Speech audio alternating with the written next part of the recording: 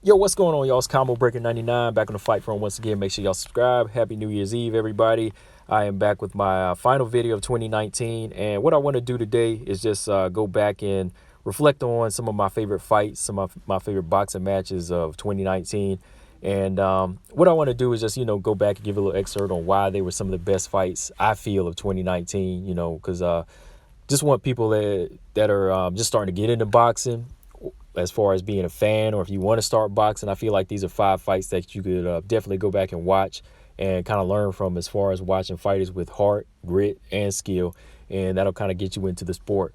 But what I'm going to do is just go back through and name all the fights. I'm not really going to break them down because I already did my post-fight thoughts on these fights whenever they first took place. So yeah, man, we got Combobreaker99’s top 5 fights of 2019.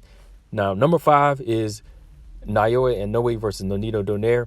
This was the final fight in the World Boxing Super Series for the bantamweight unification and the Ali Trophy. And Inoue, he was able to win the unanimous decision over Nonito Donaire.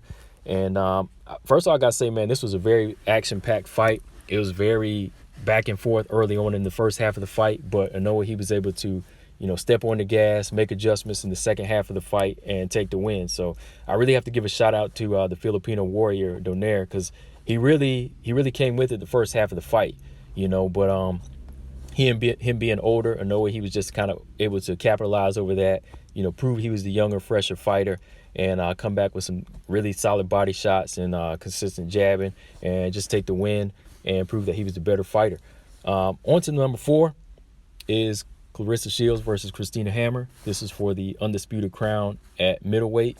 And shout out to both of these ladies. They both were undefeated. They both put their titles and undefeated records on the line. But a lot of respect to Claressa Shields just for her number of wins. She wanted to really take on the best. And she was actually going into as an underdog. In some people's eyes, they felt like Christina had the skill and the experience.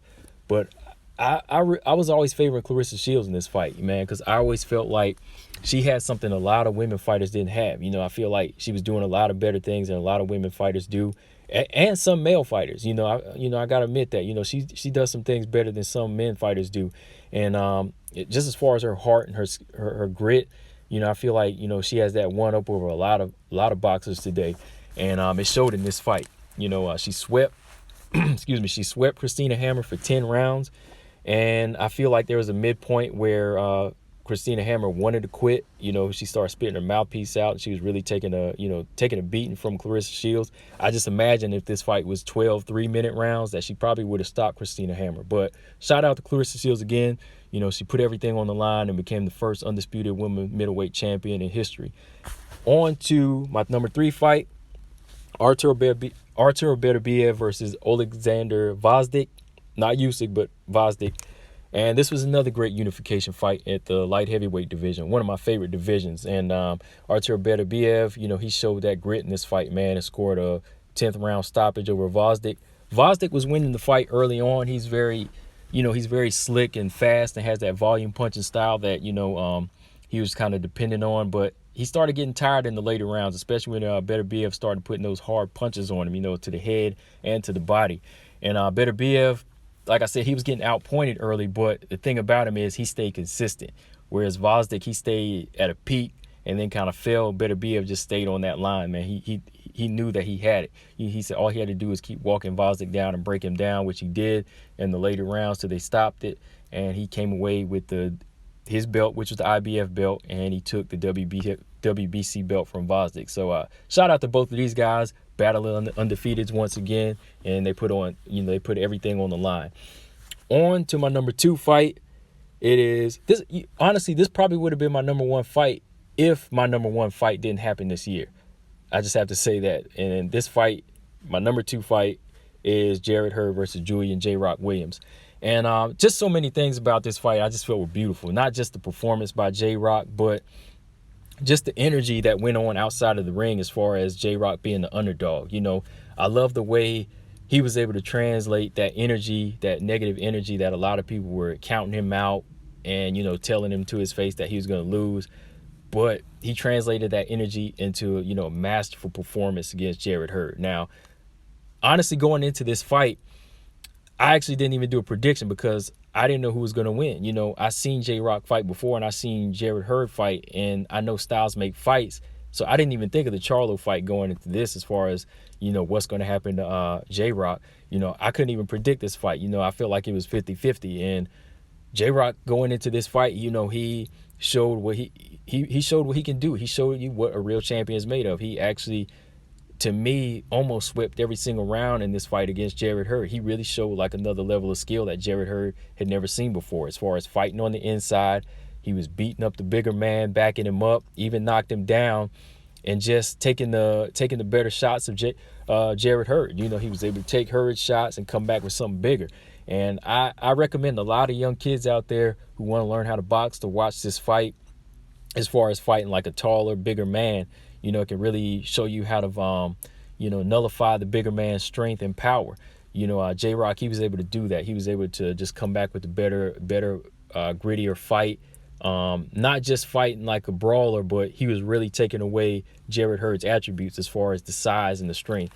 It was just an overall amazing performance by J-Rock. He definitely deserved this win. And I feel like if they're probably, you know, I feel like a lot of people, if that Charlo fight never happened, they probably would have gave him a better chance. But too many people were just like, you know, going back on that Charlo fight as far as what was going to happen to J-Rock in this one. But like I said, you know, I felt like it was an even fight going in. But overall, J-Rock, he definitely earned this win, and he put on an excellent performance. That's why it's my number 2 fight. And my number 1 fight. Number 1 fight, like I said, this is the one fight that beat that J-Rock and Hurd fight, and that is Errol Spence Jr. versus Sean Porter. And for one, I had to pick that fight because it was coming in my number 1 division, which is the welterweight division. And it was one of the biggest fights that you could make aside, you know, from Keith Thurman or Manny Pacquiao or Terrence Crawford. And, you know, since Keith Thurman was out of the mix and, you know, Manny wasn't in this fight, you know, Sean Porter and Errol Spence, it just made for a clash of great styles. You know, you got the hard hitter in Errol Spence, the hard hitting body puncher versus the bulldog, you know, and that's what the fight turned into. You know, it wasn't like we were just imagining and hoping for it. It actually came true to be this great dog fight between, you know, 2 warriors. Errol Spence, the IBF champion, Sean Porter, the WBC champion. They came to fight. They really came to put, you know, they put everything on the line from rounds 1 to 12. Early on, I felt like Sean Porter was kind of getting the Errol Spence with the speed, you know, in the right hand. He was able to clip him a few times with some good shots, knock him off balance. But Errol Spence, he stayed consistent in this fight. Errol Spence stayed going to the body.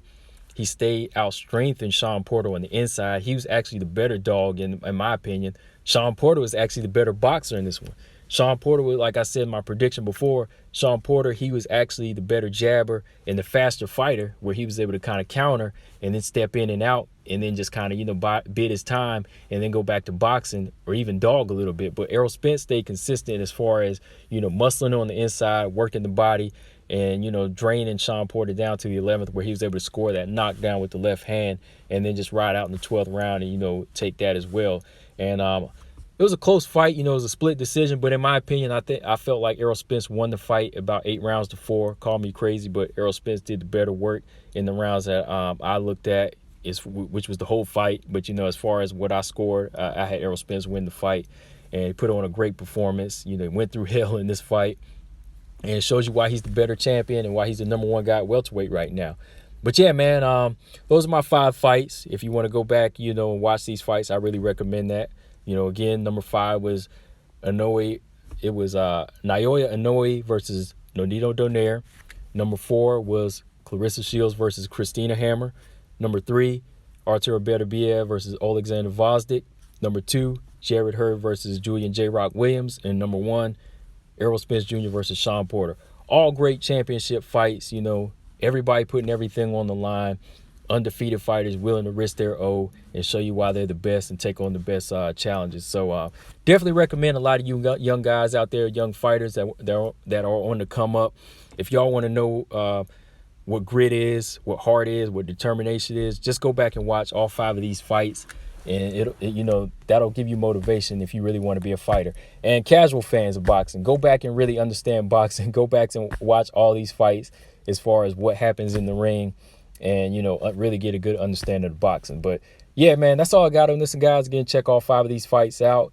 And yeah, happy new year to everybody out there. Coming back with 2020, coming bigger and better. Gonna have hashtag CB99 talks in full effect. You know, that's gonna be where I do my own podcast as far as talking about boxing and women's MMA. And I'll start doing more live streams on the channel. And thanks to all my subscribers out there that's been coming in on the Combobreaker99 channel. And yeah, definitely follow me on Instagram as well.